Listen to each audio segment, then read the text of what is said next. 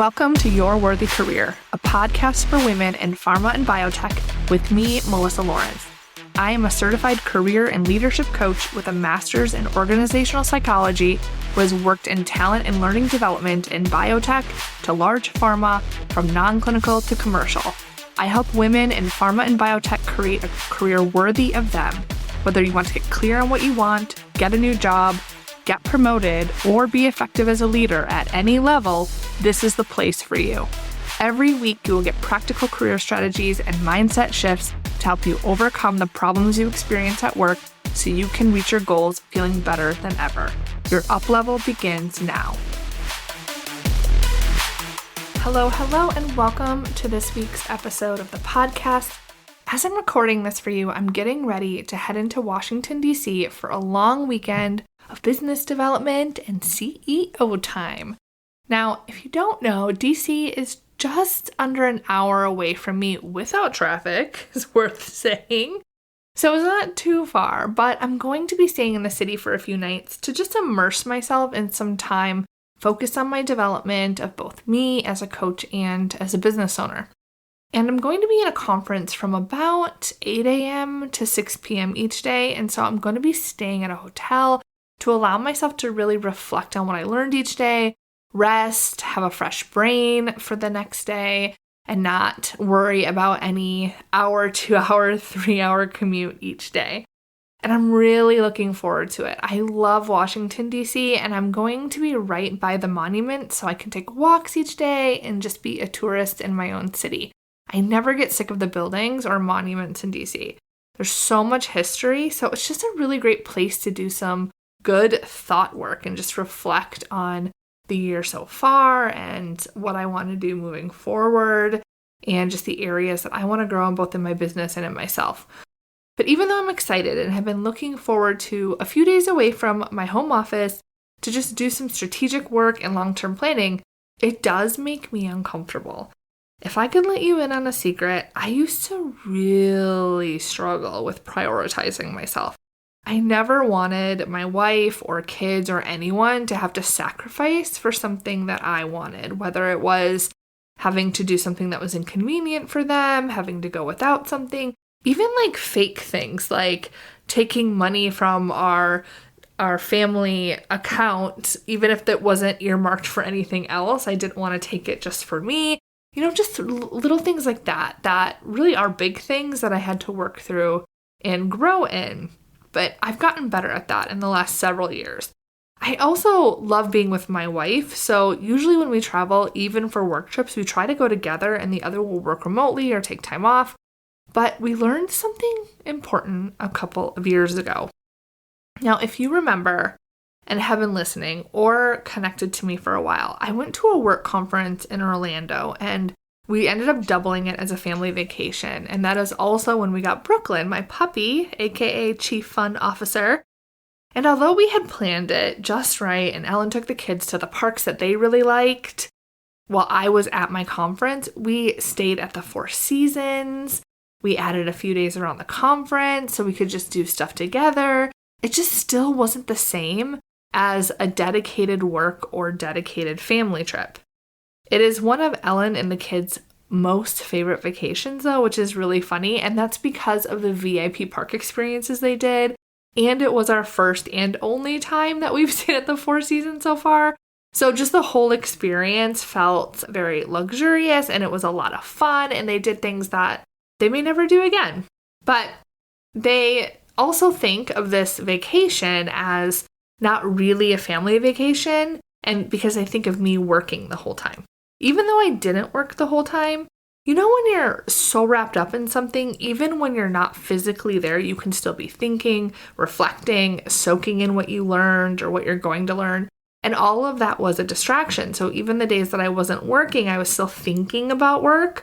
And they could tell that I was having a hard time being present. And I was trying, and I felt like I was more present, but for them, the bulk of the time I was either in the conference or talking about the conference, and so I wasn't as attentive as I am when we go on our Outer Banks vacations or these other types of vacations which are just distraction-free and such good quality family time. So it was great, of course, but at the same time, it isn't the same as being focused on just one thing or the other, work or family. So we decided not to do that again. We thought it was a good idea because I had to go to Orlando, and if I'm going to go to Orlando, we might as well make a trip of it. But next time, if the family comes, we just won't count that as our family vacation. And then several months later, I had another conference in Nashville. And for this one, just Ellen came with me. And we have gone to Nashville several times over the years, and we have enjoyed it. It's changed quite a bit. We learned this last time. But what we found was very similar. Ellen was working from the hotel. She took a day or two off to do some tours she wanted to do. She made some friends at the hotel bar, and her and I had dinners and our evenings together. But I was up very early for the conference. I was busy all day, and then again, reflecting and thinking at night, kind of letting everything marinate that I had learned, thinking about decisions I needed to make. So we decided, as much as we don't like being apart, mentally, we kind of are, right? Like, even if we're physically together, mentally, my headspace is in work. And it just isn't the same as if we went on a trip, just the two of us, and neither of us worked. But to be honest, this was hard for me too. I felt bad for being at the conference when my family or Ellen were out doing fun things without me, and I was missing out on that quality time. But then when we were together, I tried to be so focused on them, but then feel like I was neglecting my homework or what I needed to do for my business. All of this to say that this time, when I'm going to Washington, D.C., even though I am just about an hour away, I am going alone. I'm going to allow myself to just focus on work at this conference that I invested in, to learn, to make decisions, and give my career and professional self the attention that it deserves and that it needs. Then, when I come home in a few days on Sunday, I'm going to be able to be fully present at home, knowing I did what I needed and wanted to do for work. So, why did I want to share all of this with you? Because I think you might have gone through something similar, or maybe you're considering a conference or something for your growth and development and you feel torn between your career and your family. Maybe it's hard for you to ask for help to allow you to do what you want to do. Now, in my Beyond the Ceiling group this week, we did some coaching on asking for help because it had come up with a member in the group. And this is a lot like the conference example, but something a lot of us have experienced at one time or another in our daily work lives too. Just like I was torn in thinking about my family when I was at a conference and then thinking about work when I'm with my family, when you're not allowing yourself to give each its own attention, what happens is they both suffer. So my client was working 12 hours a day and was worried that if she said she couldn't do it all, or if she asked for help, that it meant she wasn't doing a good enough job. That if she asked a question, it would be viewed as a dumb question, and her colleagues would think she didn't know what she was doing or she was wasting their time. So instead, she was overworking, giving up her hobbies and workout class to try to do it all for work at the sacrifice of home and herself, but then feeling like she wasn't doing the things she needed to do for herself. So it's lose-lose, right? Like with work, you're giving so much to it, but it's not your best self because you're a little exhausted. And at home and with yourself, you're not meeting your needs there either, so everyone loses. So it becomes a conundrum, though, of being torn between work and home. So if you're in a similar situation, I want you to think about a leader that you admire. The leader that you're thinking of. If you need another minute, I could pause. For you to think of a leader you admire, someone that you've seen at the workplace that you thought, wow, they just really seem to have it together. They're the leader that maybe you want to be like. If you think of them, they likely aren't working all hours of the day and night, head down, right? You're not thinking, wow, I really love that leader that never seems to leave the office and isn't spending time with her family, right? She's probably asking questions, collaborating, seeming like she has everything together. And you might be using that to compare yourself to and make yourself feel bad, like she has a secret that you don't, that maybe she's able to do everything and you're just not, but I promise you that's just not true. I remember working with a leader who was always on, scrambling, chaotic, never seemed to be able to turn work off, and would always say that she couldn't, that the job was just too demanding. It was something she had signed up for. She didn't have a choice. It was just the job. And that type of leader scares people. I've had people come to me and say they don't want to advance leadership because they think that this is the type of leader they need to be. And it's just not true. That leader who behaves that way just doesn't have boundaries and has some beliefs about herself in work that are causing her to operate that way.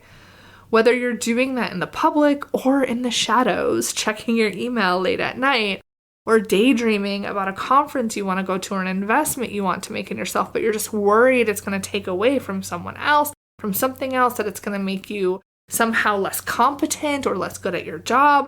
I want you to just consider that the more you do on your own, prioritizing everyone else, the less you have for yourself and the less you have for them. Everyone loses. When you allow yourself to ask for help, to prioritize your needs, to focus on one thing at a time, you are more efficient. You get things done faster because you can focus. You're able to have higher brain power. You're able to be present with your family or present at work. You do better work. You're more productive. You make a bigger impact for yourself and everyone around you. Asking for help is a leadership quality. If you think about a leader you admire, you know that that's true. Knowing what you want and need and making it happen is a leadership quality. Saying no, deferring, delegating, prioritizing, putting in boundaries, these are skills you can learn. It's not impossible.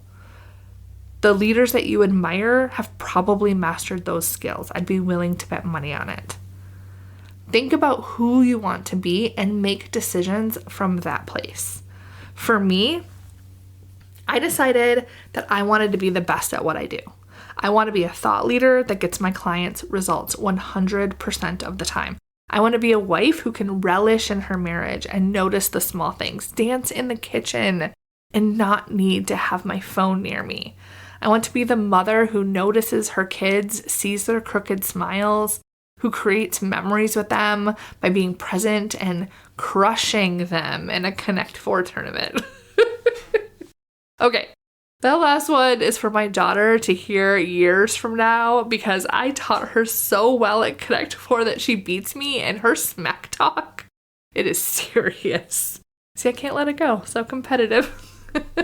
I want the people in my life to look back and know that I was there, like really there, and that they were loved and that they mattered.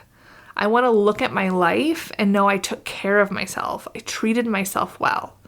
And that I made a positive difference for as many people as I can, and that I changed the pharma biotech industry for women for the better. To be that woman, to be that person, I need to ask for help sometimes. That is being a leader. The more we lean on each other, the higher we all rise. I need to take time for work. I need to take time for rest. I need to take time for my family. And for me, that is all okay. All right, have an amazing week, Cheetahs. Hey, the episode is over, but I want to let you in on a secret. There are 4 hidden ways you can use to advance your career as a woman in pharma or biotech that your boss or HR doesn't want you to know about. These are strategies that are proven to work even after you've been told no. Save yourself so much time and advance your career on your terms by downloading the strategies at my website, yourworthycareer.com/hidden. They're completely free. Go get them now.